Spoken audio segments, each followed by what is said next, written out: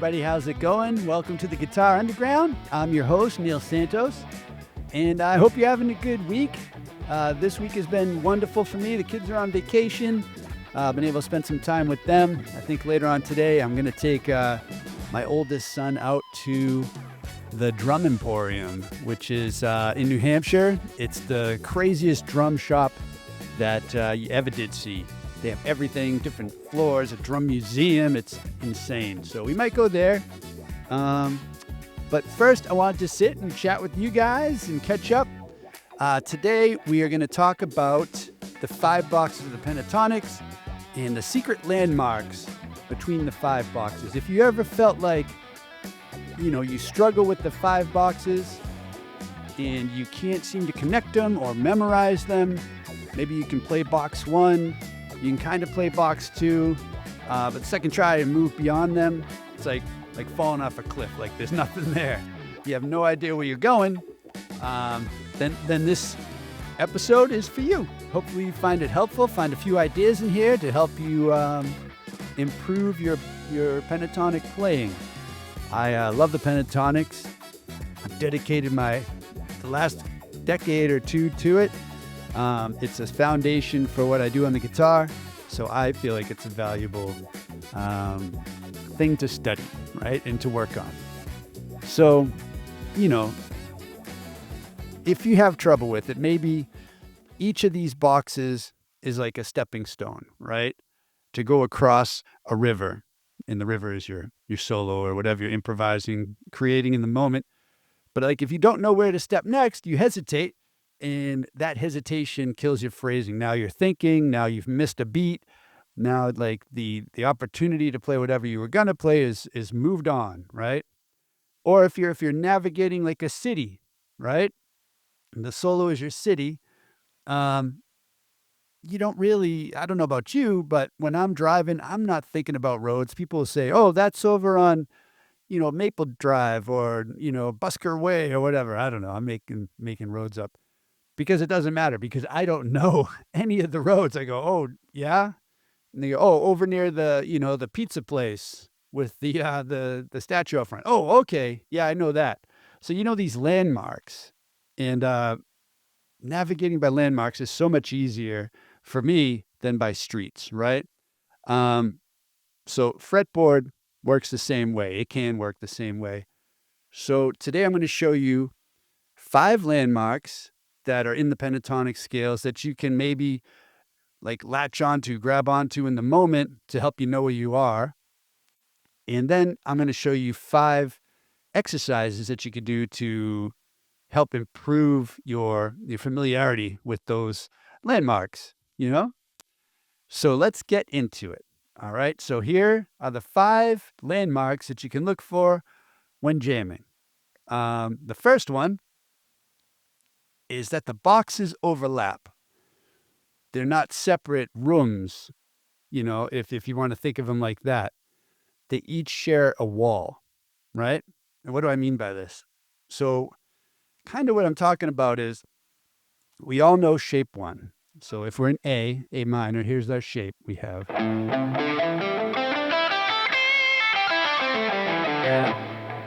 That's 5/8, 5/7, 5/7, 5/7, 5/8, 5/8. Now you can see these are all 5s here. But then you have 8, 7, 7, 7, 8, 8 on this edge. And that's what I'm talking about, a wall, right? If you look at them like that, each shape has 2 walls. And what I mean is they share the same shape. So the first wall in shape 2 is going to be that second wall in shape 1. So if you're trying to learn how to memorize these things, if you know this shape, you already kind of know half of the other shape, So we have the next shape would be 8, 10, 7, 10, 7, 10, 7, 9, 8, 10, 8, 10. Right? And then on the other side of shape 1, on that wall that was 5, 5, 5, 5, 5, 5, then you have, 3, 5, 3, 5, 2, 5, 2, 5, 3/5, 3/5. Does that make sense? So each of them fits together almost like a puzzle piece. But if you know one, you already know half of the one next to it and half of the one on the other side of it. And then once you get familiar with the shapes, there's only 5 of them. And if you spend a little time, you should be able to start identifying them that way. If you're looking at your shape 1, and then you're looking at that wall, the 8/7 wall, we'll call it, I guess, and you'd say, all right, which of the remaining 4 shapes has this wall, right? And you might, hopefully be able to access those shapes and be like, oh, all right, that's shape 2, 4, shape 2,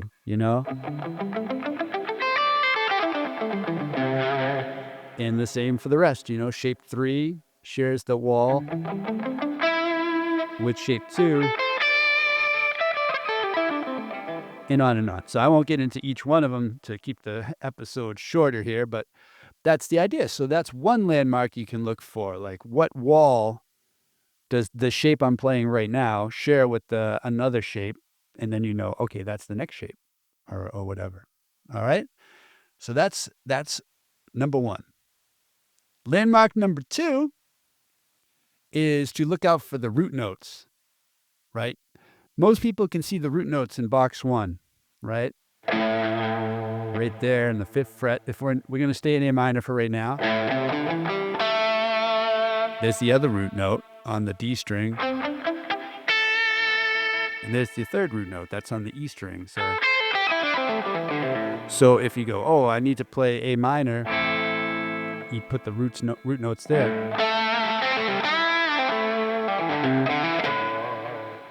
Unless now you're playing major and then familiarizing yourself with where those major root notes are. In that same shape, that first box at the 5th fret, where you put your pinky, that 2nd note, that's going to be your major note, right? So in this case, it's C. So that would make that shape now C major. I don't want to get too deep into this because this isn't what the lesson's about, but the idea is now there's a landmark. Like if you have to play C minor or C major pentatonic, you put your root there. There's the next one on the G string. And here's the last one on the E string there. Right? And there's your C field. Cool. So how is that handy? Well, if you can see them vertically, it unlocks movement, right? So if you see, say in A minor, that first shape again, we'll stick with minor because most people are familiar with that, and it helps get the concept across, right? You don't have to worry about C major pentatonic, whatever, right now. Anyway, so you have your root note here, and you have this shape, right? And then your next root. If you want to use octaves, you can find that next root there on the the D string. Then you have this shape there, right? And anywhere you can find an A, you have that same shape. Now, kind of like I was saying before with the walls, if you are familiar with the 5 shapes, like if you've kind of memorized them, it might take a little work, but you can say, all right, if I'm playing A minor here off of this A note, that's the root, which one of those 5 shapes has that combination of notes on that string, on those strings, right? The bottom 2 strings. And from there, you can kind of reverse engineer what shape you're in, So that's a way to use the landmark. In this case, it would be shape 3.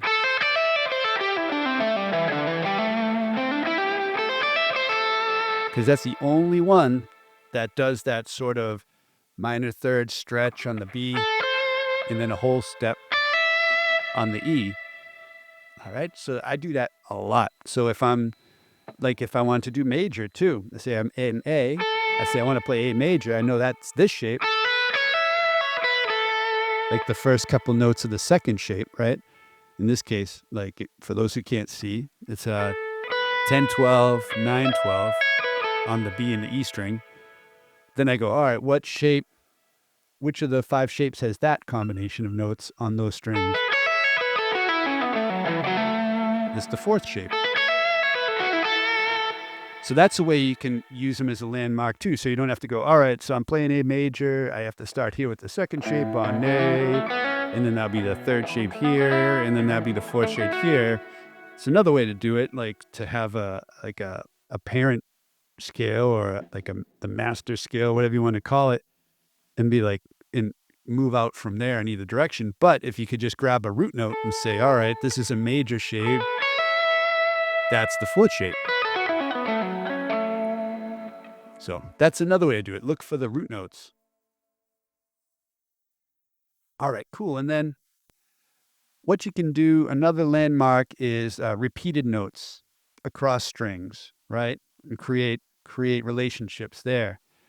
And what I mean is, and if you ever get into 3-note per string pentatonic shapes, where you take A minor, the first shape here, and then you take the A minor second shape starting here, and you combine them, what you'll notice is the first 3 notes sound great, and then you get to the next string and you get the same note. So each one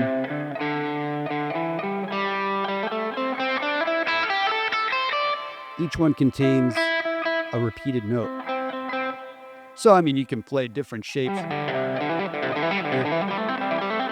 that avoid that, right? But the idea is to understand, all right, so if this note is here in the first shape, it's also here in the second shape.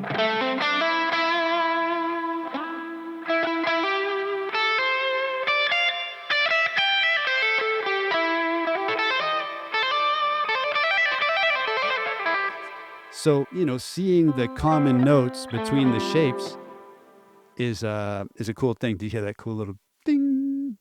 That's when you know someone's mind goes, what? They're blown. Or it's notification from my computer. But I like to think it's that I got to somebody and unlocked something. So you can use those too in licks,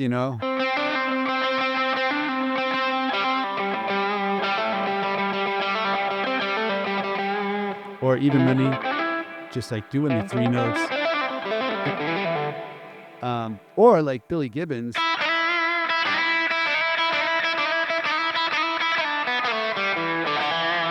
I don't know if that's just for him, but like a blues lick where you're taking a note from the first shape in E minor, that open E, and then on the B string, you're kind of using that, sliding from the 3rd to the 5th, so that's the flat 7 note to the root. People use that all the time,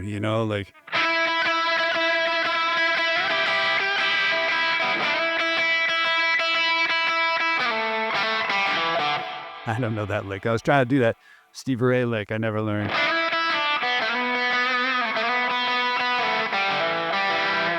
And people do that all the time in the key of E minor or in the key of G major. Like a lot of bluegrass stuff is they'll use that feature of having that doubled note to get more texture, more speed. And they have different tonalities, even though they're the same note. Like you have an open string, and then you have a fretted E.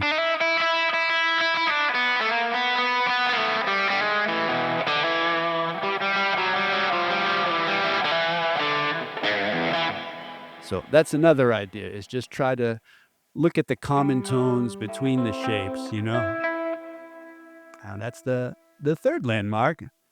Moving along, we got the 4th landmark, that chord tones are hidden signposts. And we kind of talked about this a little bit. talking about if you say, oh, here's the shape of the first notes of minor, because, that's a third, minor third. I don't want to get too deep into the harmony of it, but minor chords and scales have a minor third, and major scales and major chords have a major third, right? So if you can say, all right, if you're listening to a jam track and you have to guess which one it is, you can find the root pretty easily, and you play minor or you play major. You go, oh, it's minor. All right, I'm in D minor. So you can start using your knowledge of like, okay, I know the 5 shapes more or less, and I can find where I am based on those, and it's good to know, you know your power chord. What that actually is, the chord tones in disguise, it's the root and the fifth, the perfect fifth. So if you combine that with your minor or major third, those are your chord tones. Now, there's 2 ways to use the pentatonic scale that most people use. There's actually more than that, but 2 common ways. The most common is to take a chord progression, like something E, E minor, and then even if it goes D major to C, kind of like the All Along the Watchtower thing, you would just focus on E minor for the whole thing, even when it switches to D and C, because they're all diatonic. You technically won't be playing a lot of the chord tones from the D and the C, but you can play, it'll sound great.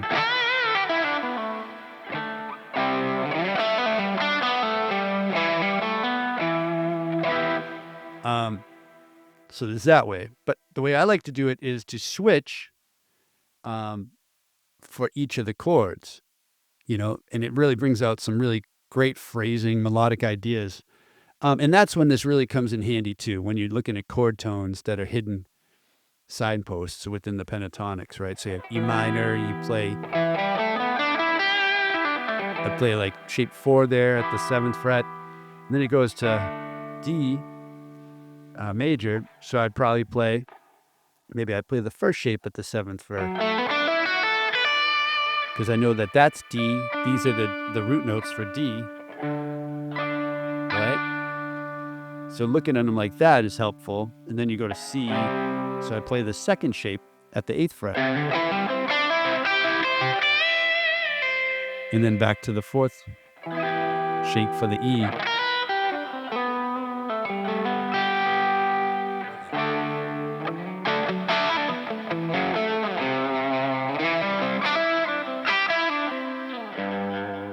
Or E.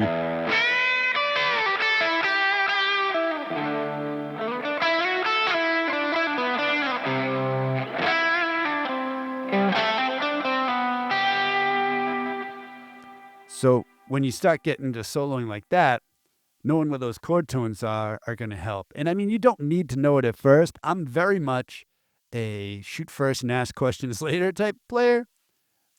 And I wish I was the other way. I wish I was more strategic, and I get in there as I get more familiar with it. But if I say, I'm more like, oh, I know this shape is going to work. Here's a C. I know shape 2 is going to work. I'm not thinking like, oh, here's the root, and here's the 9, or the 2nd, and the 3rd, and I'm going to do a root to the 4th, and then the 3rd to the root, and then I'm going to bend up the 9th to the 3rd. Like, I know this, but when I'm playing, I'm not thinking that. I don't have the bandwidth to think that. I'm just kind of going for stuff and hearing where that takes me and just adapting on the fly. That's how I like to go. But you could, if you have the type of brain that can do it in time, you could think the other way and be very intentional. Be like, all right, I'm going to go to the first shape here for D. And you could be like, all right, I know that's the 3rd and that's the 5th, and I'm going to bend that 9. So that's another thing to do. Really kind of keep an eye out for those chord tones within the shapes. All right. Now, the 5th sort of landmark is not so much a landmark, but just know that phrasing happens between the boxes, not inside of them. I mean, there are licks that are inside. Everybody knows all the first position,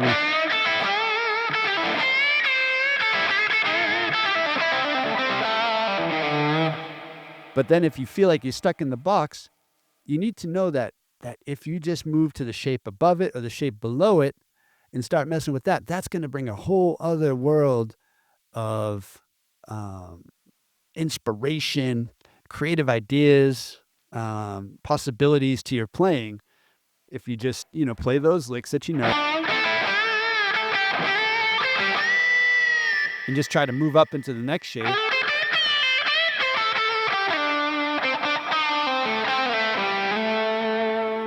And you might play things that sound the same, but with a different flavor to them. That's makes me think of Steve Vai. Like he would play these blues licks, but instead of bending a note, he would slide to.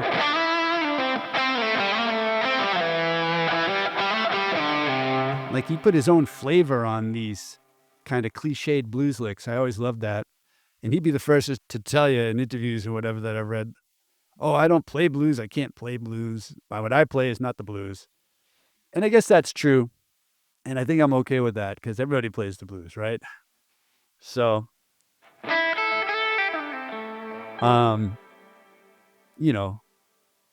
try to switch in between the shapes.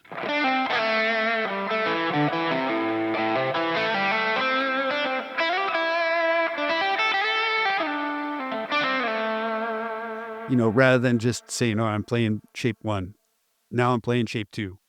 Now I'm playing shape 1. Now I'm playing shape. You just kind of... They all become one shape that you're just kind of moving in between. All right? So that's landmark number 5. Cool. So before we move on to the 5 tips to help you practice these things, I want to ask you, are you practicing the right things or just the same things, right? We often think that we have a talent or a knowledge problem when we actually just have a blind spot. So I created a Pentatonic personality quiz to help you see yours.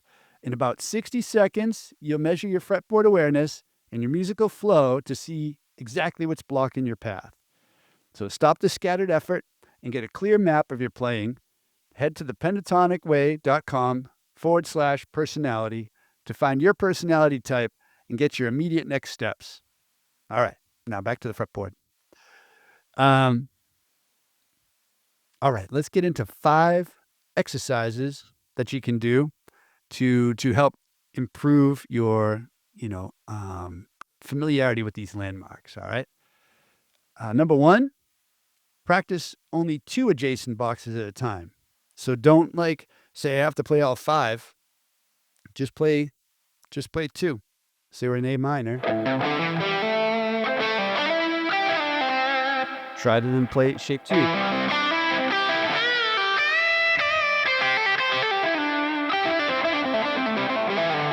And move back to shape 1.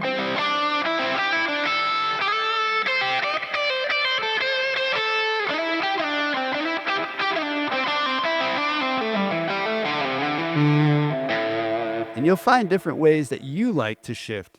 Try them on every different string. Be very intentional when exploring these things. Like I'm going to shift on the D string only for a bit. So you have these layers.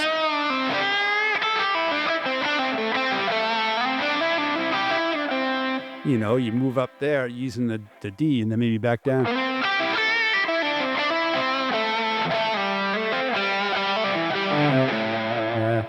Something like that. And then do the G string for a while,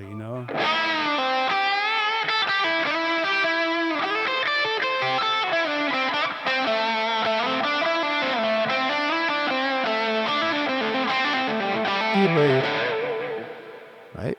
You get the idea.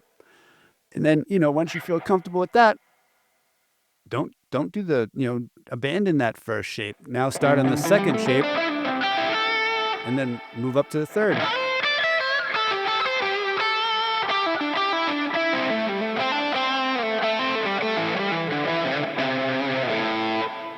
Or Or maybe moving to the fifth instead would be a good thing. So you have the first shape and the second shape. Now you got first shape and the fifth shape right behind it.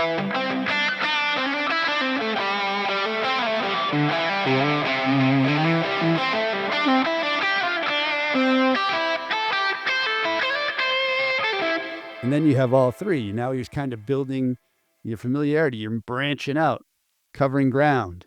So that's another idea. That's the first tip. All right, highlight shared notes is the second tip. So, try to use those common tones, like I said, between the two.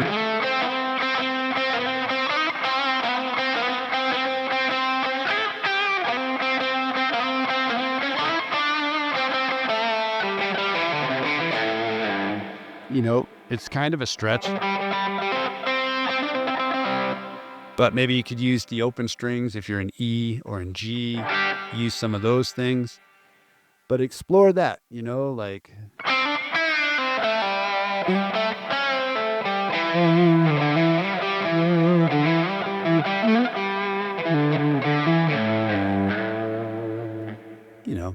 mess around with that and see where that takes you.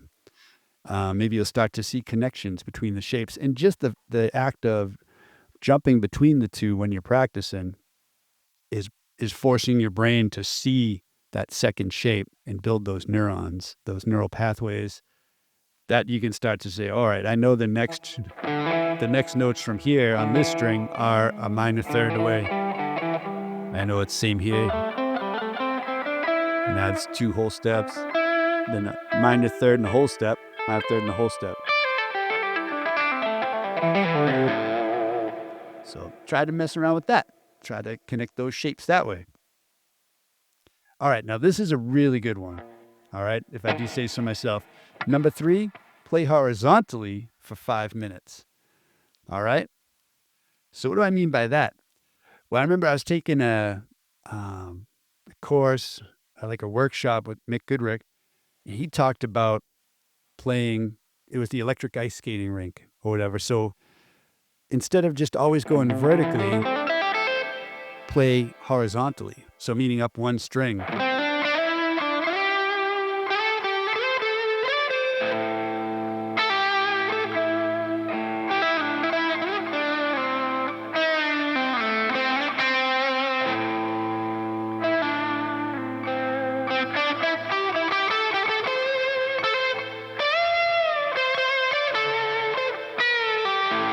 So that's all A minor, and then maybe try another string more.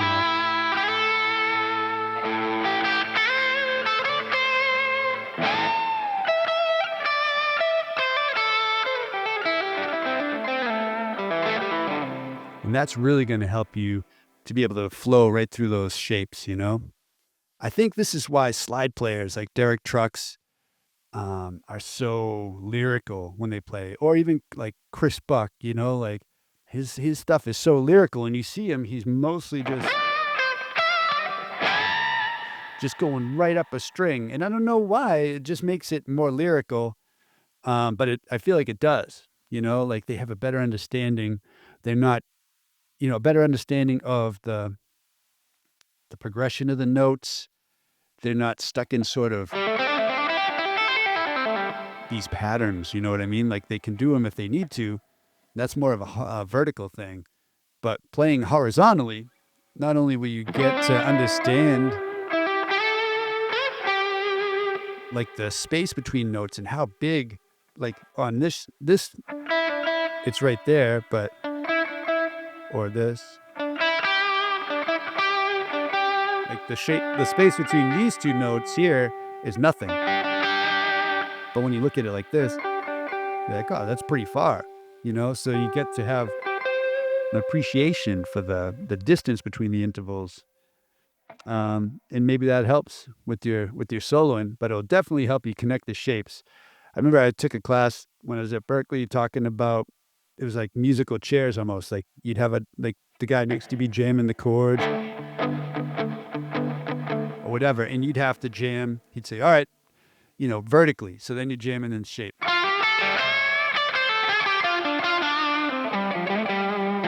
Maybe, all right, horizontally. And then you have to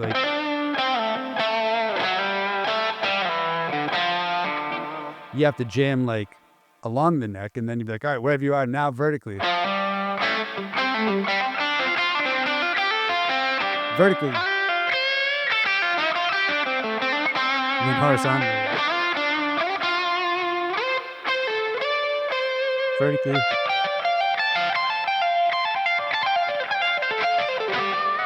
So it was almost like you had to kind of always be aware, like, all right, what shape am I in case he was like, all right, switch. And then you have to jump into that shape and then be like, whatever string you're on at the time. And be like, all right, vertically. And you have to go, all right, what string am I? Where's the next note? Next notes in this shape. So that's pretty cool exercise if you can, I don't know. You'd have to do it yourself. You'd have to say, all right, switch now or switch now.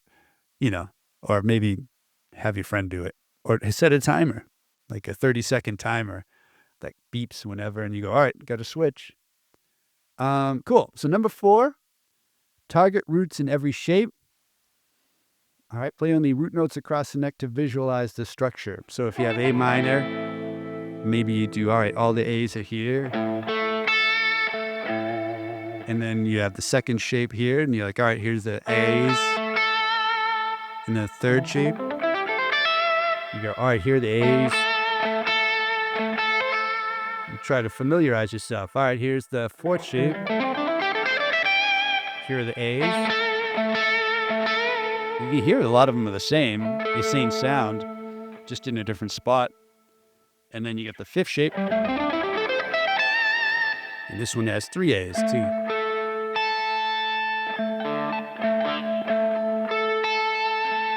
So that's the idea. Just do that every once in a while. Maybe do the same thing for major, right? So if you have the first shape here, like in the dig, now the C's are here,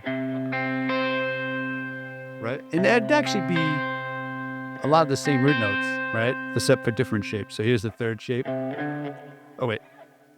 Second shape. Now I'll have 3. Third shape. You have right here. Fourth shape. Now your root notes are here. And last but not least, the fifth shape. And your root notes are here. So if you can familiarize yourself with the major root notes and the minor root notes for each of those shapes, you're going to be in good shape. Sorry, I couldn't think of another word. You're going to be in a good position or whatever. You're going to be able to use them. And fifth, last but not least, try this. Try using 1 slide per phrase. Like kind of really force them in there. If you're jamming.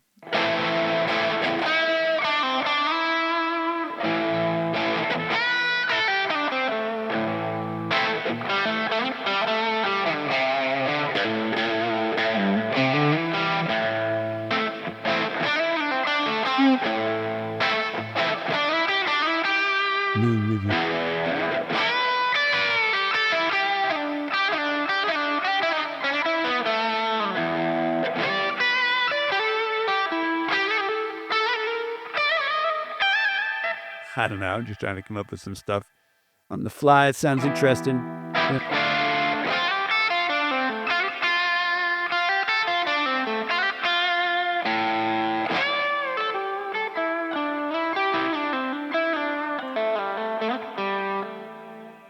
Stuff like that. Really just try to lean into those slides and see if you can use them to take you in between the 5 shapes.